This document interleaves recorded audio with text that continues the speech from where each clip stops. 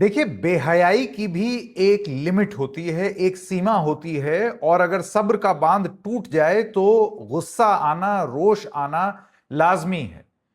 Label maker लेकर के पूरा इकोसिस्टम जब हर किसी को पाकिस्तानी साबित करने पर आमादा हो, कुछ हद तक सफलता प्राप्त हो जाए, लेकिन उसके बाद ये पाकिस्तानी पाकिस्तानी बोलते बोलते जब आप देश के बच्चों तक पहुंच जाए, सीबीएसई के छात्रों तक पहुंच जाए, तो उससे सिर्फ और सिर्फ एक निष्कर्ष निकाला जा सकता है कि किसी की कहीं ना कहीं नाकामी छुपाने की कोशिश की जा रही है।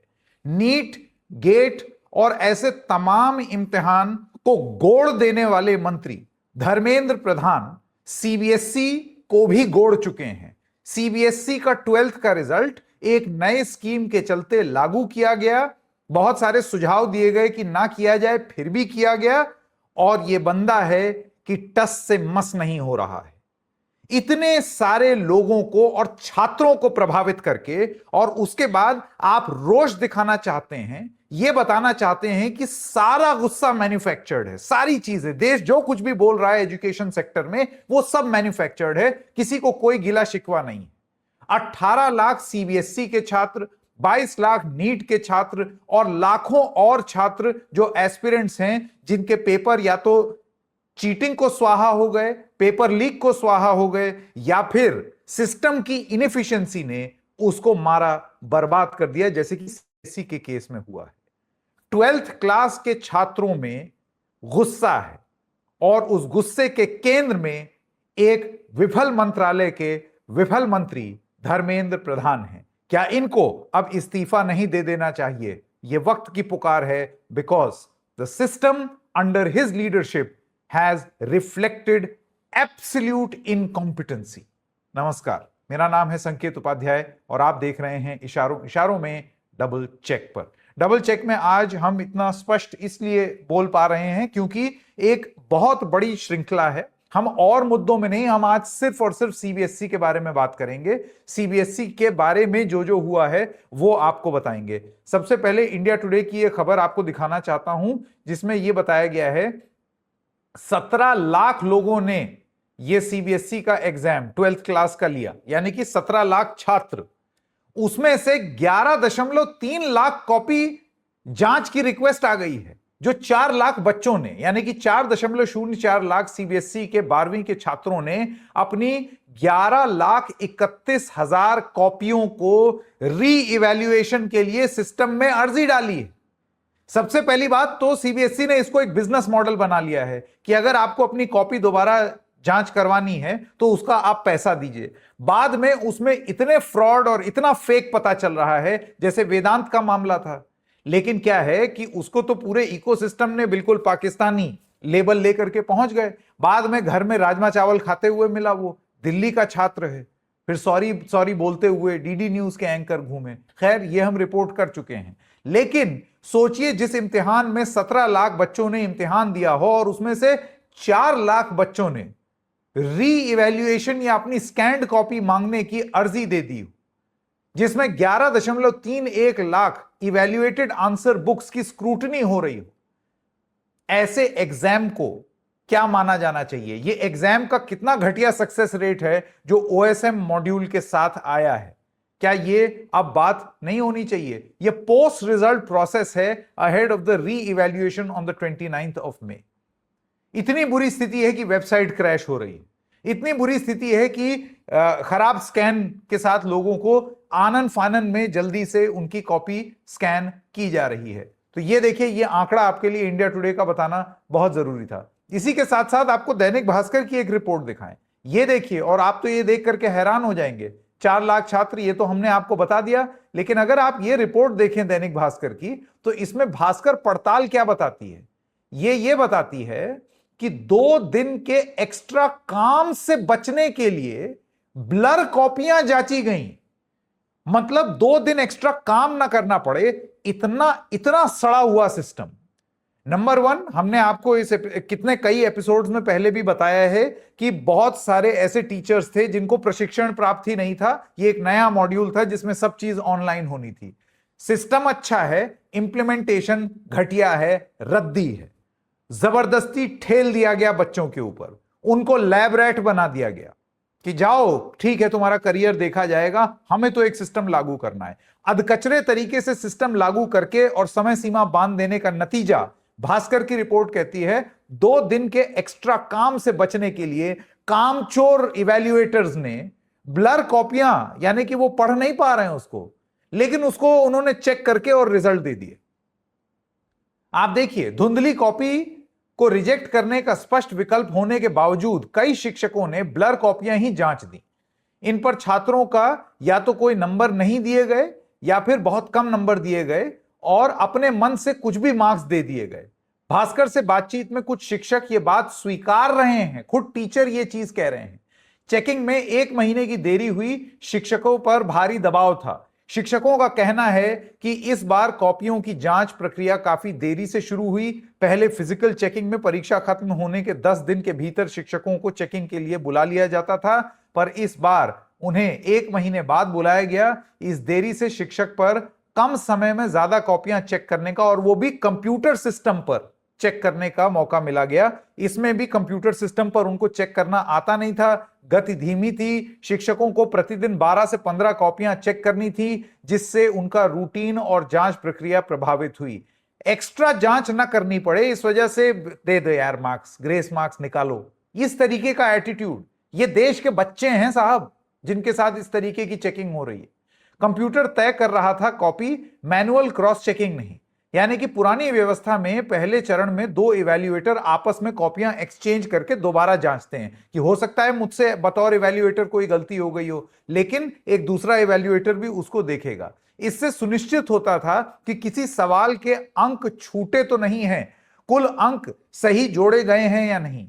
इसके बाद एक असिस्टेंट हेड एग्जामिनर रैंडम कॉपियां चुनकर जांच करते थे, देखने के लिए कि रैंडमली हो रहा है या नहीं।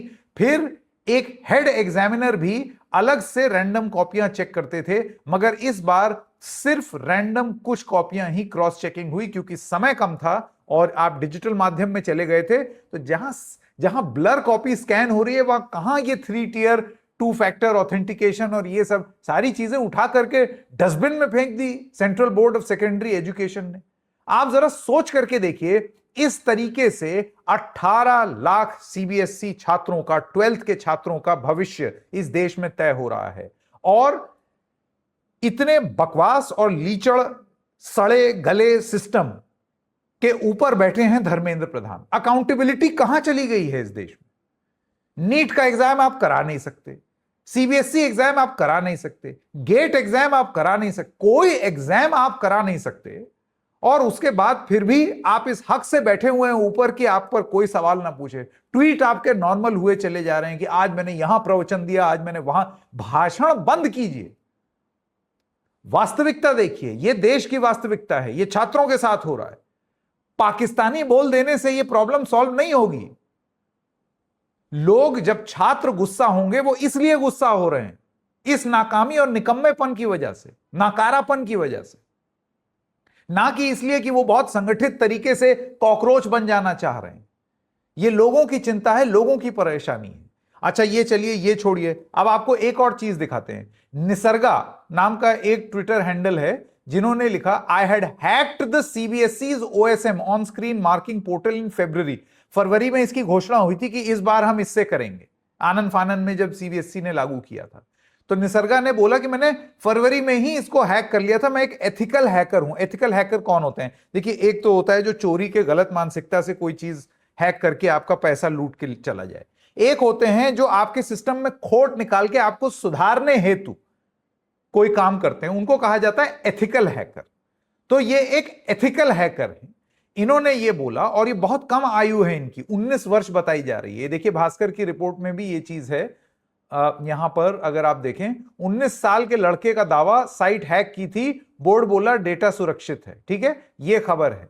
तो निसर्गा जो है, उन्होंने ये बोला कि मैंने ये किया फरवरी में, और मैंने cert.in, यानी कि भारत सरकार की एक एजेंसी है जो ये सारी चीजें जांचती है और देखती है कि सब चीज ठीक है या नहीं।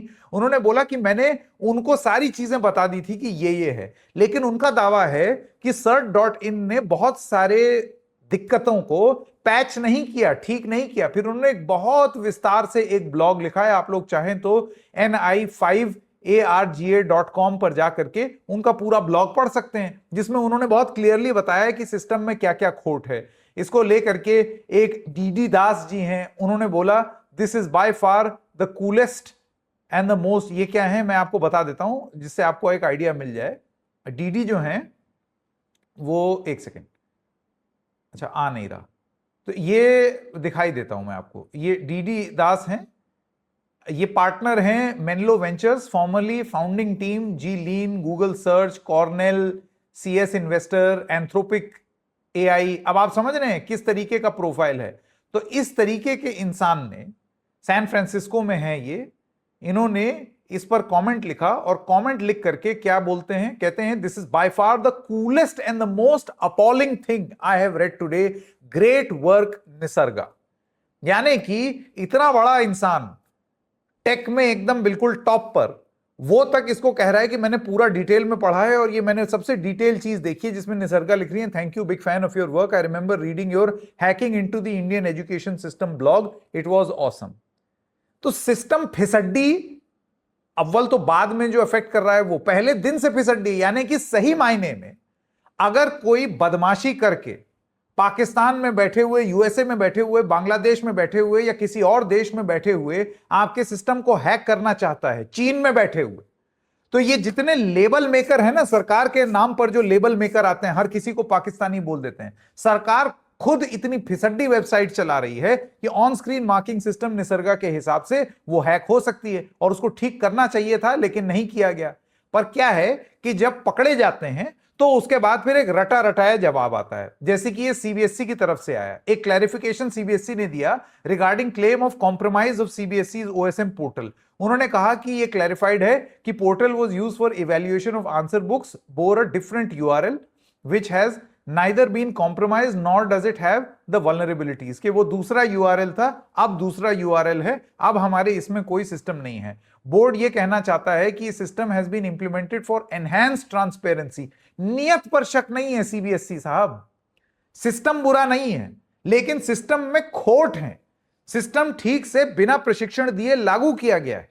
सिस्टम में अगर कोई ये पॉइंट आउट कर रहा है, क्योंकि ऑनलाइन है ना, ऑनलाइन में चोरी बहुत दूसरे तरीके से होती है। ऑनलाइन में ट्रांसपेरेंसी भी होती है, लेकिन ऑनलाइन में ठगी भी होती है। तो अगर कोई आपको ठगी बता रहा है तो आप उस तरीके से उसका जवाब दीजिए। इन्होंने सबको टैग कर दिया, देखिए कि ये दिखाने के लिए कि भाई हमने सबको सूचित कर दिया, हम एकदम ठीक। टिपिकल सरकारी कवर अप जॉब। कोई स्पेसिफिक्स नहीं है इस संदेश में एट द आउटसेट, जिसे कहते हैं ना वो टॉकिंग एट, नीचे ऐसे यूं बताने के लिए कि सब ठीक है, ये तो ऐसे ही बकवास बोल रहे हैं। तो वो वाली टोन सीबीएसई ने ली है कि हम ये बताना चाहते हैं कि वो कुछ और था और ये कुछ और। Testing site only with sample data for internal testing review purpose, there are no actual evaluation data, marks और other data held on that portal. The board emphasizes that no security breach have come to light on the portal deployed for the actual evaluation work. कहीं भी इसमें यह नहीं लिखा है कि फिर भी हम देखेंगे, फिर भी हम जांच करेंगे कि कहीं हमारा सिस्टम। एथिकल हैकर्स इसीलिए एग्जिस्ट करते हैं साहब, कि वो आपकी कमियां बता सकें। क्या सीबीएसई आज ये कहना चाह रहा है कि वो 100% 24 कैरेट सोना एग्जाम करा रहे हैं जिसमें कोई खोट ही नहीं है? वो तो दिख रहा है ना। 4 लाख छात्र ऐसे ही बेवकूफ हैं जो अपनी कॉपी री इवैल्यूएट करा रहे हैं। स्कैन्ड कॉपी को आप चेक किए दे रहे हैं, आप स्कैन्ड कॉपी ब्लर है उसको चेक करके मार्क्स दे रहे हैं और उसके बाद अपने आप को इफेक्टिव बता रहे हैं। क्या मजाक बना रखा है सीबीएसई ने? और ऊपर कौन बैठे हैं? धर्मेंद्र प्रधान, जो बोलने को राजी नहीं है इस पूरे मसले पर। पूरा एजुकेशन सिस्टम आज is in a tailspin, और पायलट ऐसे हैं कि वो छोड़ने को तैयार नहीं, इजेक्ट भी नहीं कर रहे हैं। ये भी नहीं कि हाँ मुझसे बहुत बड़ी गलती हो गई, मैं नाकारा हूं, मैं लागू नहीं कर पा रहा हूं तो मैं जा रहा हूं, वो भी नहीं करना।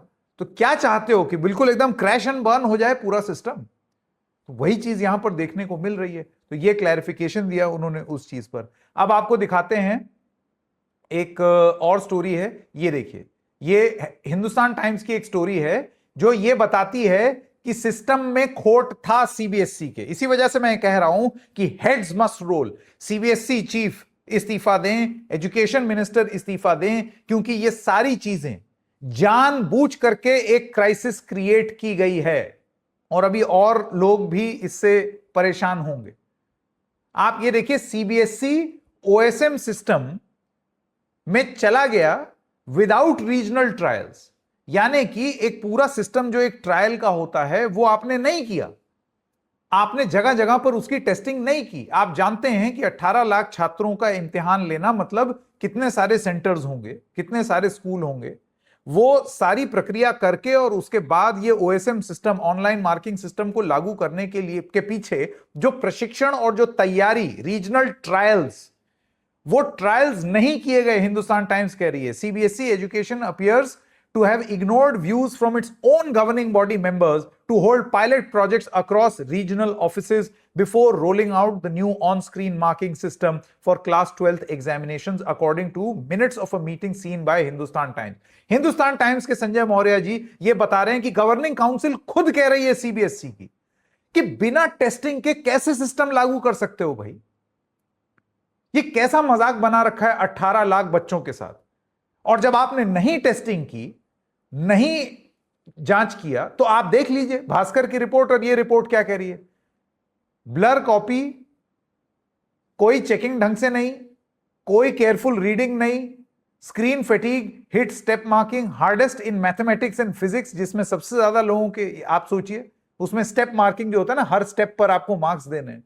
स्क्रीन फैटीग हो गया इवैल्यूएटर्स को स्क्रीन देखते देखते, और गुस्सा उन्होंने छात्रों पर निकाल दिया कि मार्क्स कम हो गए। अब तक 4,04,319 छात्र हैं, यह फिगर और बढ़ता चला जाएगा अगर सीबीएसई ये तय करता है कि वो दोबारा खोल दे। रीवैल्यूएशन की डेट आप जानते हैं वो लगातार बढ़ाए जा रहे हैं, लेकिन इतने फिसड्डी सिस्टम में आप कैसे ये मान सकते हैं कि अब तक जो रीवैल्यूएशन के नंबर आ गए वो आ गए, अब आगे कोई नहीं। आप सोचिए आज अगर लोगों के मन में संशय उठे। आपको एक और चीज बता दूं, 208% ज्यादा है ये एप्लीकेशंस फॉर स्कैन्ड कॉपीज। जो मांग होता है ना कि मुझे जरा एक बार देखना है कि मेरा सही है या नहीं, ये पिछले साल के मुकाबले 208% ज्यादा हो गया है। ये क्या कहता है? ये कहता है कि आपके सिस्टम में छात्रों को और उनके परिवारों को, अभिभावकों को भरोसा नहीं है, नहीं है, नहीं है। 208% भरोसा कम हो गया है। अब आप जरा इसको इस तरीके से देखिए, ये शर्म की बात नहीं है तो और क्या है? कैसे आपने टेस्ट के बिना एक सिस्टम लागू किया? इस्तीफा क्यों ना दें? क्यों ना आपसे मांग की जाए कि आप इस्तीफा दें? बिना टेस्टिंग के कोई भी चीज। लैब रैट्स हैं क्या इस देश के बच्चे? और बोल दें तो पाकिस्तानी। सुशांत सिंह जी हैं, उन्होंने एक आर्टिकल लगाया है, the company which has done CBSE answer sheet thing for the education ministry. क्या कंपनी है? इस कंपनी का नाम है कोएम्प्ट। सबका नाम यहां पर लेंगे हम बहुत clearly. कोएम्प्ट एजुटेक is at the center of the controversy again. It is not the first time that Coempt Edutech, which is in the news because of the goof up in the assessment of the CBSE answer sheets, has courted controversy. Globarena Technologies was earlier avatar of Coempt Edutech, was the center of a row in Telangana in 2019 when discrepancies were reported in the Telangana Intermediate Board's Intermediate +2 examinations. Opposition ये आरोप लगा रहा है कि जब एक company जो फिसड्डी थी, जो नहीं एग्जाम करा पाई पहले भी, उसको आपने फिर से ठेका दे दिया। बच्चों का भविष्य ठेका प्रथा के तहत आप स्वाहा कर देंगे। ये देखिए एक और प्रमाण। अब कोएम्प्ट के जो सीईओ हैं, ये बिजनेस लाइन की रिपोर्ट है। बिजनेस लाइन आप जानते हैं कि एक बहुत प्रतिष्ठित मैगजीन है, अखबार है सॉरी। तो उसमें यह लिखा है कि कोएम्प्ट के सीईओ ने जवाब नहीं दिया। वी हैव ओवर, और बोला क्या है, एक जेनेरिक बात। उनकी वेबसाइट पे क्या लिखा है कि we have over 25 years of experience in providing end-to-end examination solutions to certificate awarding bodies. We are the most preferred partner to automate critical examination processes like pre-examination question paper management, AI-based online examination, answer book digitization, digital evaluation and post-examination. फिर भी गोड़ दिया, फिर भी system. अब कोएम्प्ट एजुटेक पलट के ये कह सकता है कि भाई जब वो जो ऑनलाइन इन्विजिलेटर या इवैल्यूएटर है, अगर वही गड़बड़ कर दे तो मैं क्या करूं? स्कैन कॉपी अगर कोई गलत डाल दे तो मैं क्या करूं? मैं बताता हूं आपका सिस्टम क्या कर सकता है। अगर कोई कॉपी स्कैन्ड है तो आप आगे ही ना बढ़ने देते, आपका सिस्टम रोक देता। वो इतनी टेक्नोलॉजी भी हम आपको बताएंगे क्या? आप बोल देते कि ये पेज मिसिंग है, एआई से आप यूज करके आप सीक्वेंसिंग देखिए कि अगर कोई पेज स्कैंड है जिसमें बहुत जैसे 3 पेज हैं, आंसर नंबर 19, 20, 21, 20 ब्लर्ड है, तो आपके सिस्टम ने क्यों नहीं अलर्ट कर दिया कि ब्लर्ड कॉपी स्कैंड, रिजेक्टेड, इस तरीके की चीज बोल देते, वो नहीं किया। तो एक इतिहास रहा है इस कंपनी का भी कि बहुत टेक्निकल डिस्क्रिपेंसीज हुई हैं और फिर अब ये हो गया है। तो इन सब चीजों पर कोई कब बोलेगा, जिम्मेदारी कौन लेगा, बच्चों के भविष्य की जिम्मेदारी कौन लेगा, यह सबसे बड़ी बात है। द हिंदू का आखिरी आइटम यहां पर मैं दिखाना चाहता हूं, score board on the CBSE's credibility, its examination reforms. देखिए, किसी को भी कोई भी बदलाव के खिलाफ नहीं है, कोई नई चीज आप लाएंगे मैं समझ में सकता हूं, लेकिन उसको एक तरीके से लाना चाहिए, एक सिस्टम से लाना चाहिए, अच्छे से उसको टेस्ट करके लाना चाहिए। वो टेस्ट है जो मिसिंग है यहां पर, जिसके लिए हम यहां पर बोल रहे हैं। इंडिया का एजुकेशन सिस्टम स्ट्रेस में है, द हिंदू की रिपोर्ट बहुत क्लियरली कह रही है। नीट फियास्को में 22 लाख छात्र, deep structural flaws of the national testing agencies, where one part conducts JEE seamlessly, एक एग्जाम आप करा सकते हैं, दूसरा नहीं करा सकते। और फिर अब central board of secondary education ने 12th क्लास के छात्रों में एकदम एंजाइटी भर दी है। इस वजह से हम घूम करके एक बार फिर से इन जेंटलमैन की शक्ल आपको दिखाते हैं और यहीं पर यह कार्यक्रम खत्म करते हैं कि आप मुझे बताइए, जिस सिस्टम में इतना खोट हो, जिनकी नाक के नीचे एक के बाद एक के बाद एक एग्जाम गड़बड़ होते चले जा रहे हैं, क्या उनको अपने पद पर बने रहना उचित है? क्या यह सवाल नहीं उठने चाहिए that this is the failed story of a failed education minister, mister Dharmendra Pradhan? जवाब मिलेगा। क्या ये इस्तीफा देंगे? हम देखेंगे। हर उठने वाली आवाज जो आपकी नाकामी को एक्सपोज कर रही है, वो विदेशी षड्यंत्र या पाकिस्तानी आवाज नहीं है। इतने सारे आर्टिकल्स और इतनी सारी चीजें दिखा दी, ये इसी देश में, इसी देश के एक सड़े हुए गले हुए सिस्टम ने कॉकरोच और दीमक की तरह जो इस देश के छात्रों को अटैक किया है। मैं चाहूंगा इसके बारे में भी जुडिशरी बोले, इसके बारे में भी धर्मेंद्र प्रधान बोले, इसके बारे में भी वो सारे लेबल मेकर बनाने वाले लोग बोले कि ऐसे लोगों को आप क्या बुलाएंगे जो दीमक की तरह इस देश के छात्रों का भविष्य खा रहे हैं। इशारों इशारों में बस इतना ही, फिर मिलेंगे, तब तक के लिए